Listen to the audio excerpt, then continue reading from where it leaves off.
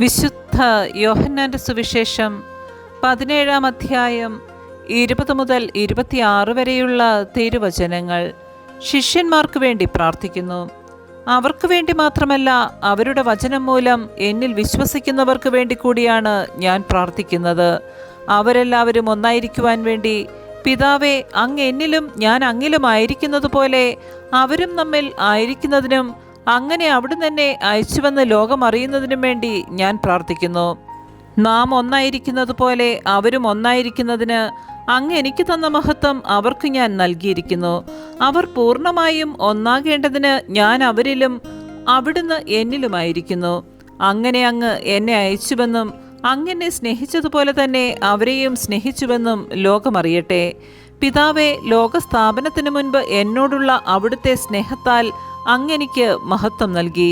അങ്ങെനിക്കു നൽകിയവരും അത് കാണാൻ ഞാൻ ആയിരിക്കുന്നിടത്ത് എന്നോടുകൂടെ അവരുമായിരിക്കണമെന്ന് ഞാൻ ആഗ്രഹിക്കുന്നു.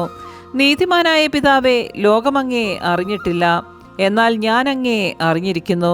എന്നെ അവിടുന്നാണ് അയച്ചതെന്ന് ഇവരും അറിഞ്ഞിരിക്കുന്നു. അങ്ങയുടെ നാമം അവരെ ഞാൻ അറിയിച്ചു. അവിടുന്ന് എനിക്ക് നൽകിയ സ്നേഹം അവരിൽ ഉണ്ടാകേണ്ടതിനും ഞാൻ അവരിൽ ആയിരിക്കേണ്ടതിനുമായി ഞാൻ ഇനിയും അത് അറിയിക്കും. നമ്മുടെ കർത്താവായ മിശിഹായ്ക്ക് സ്തുതി.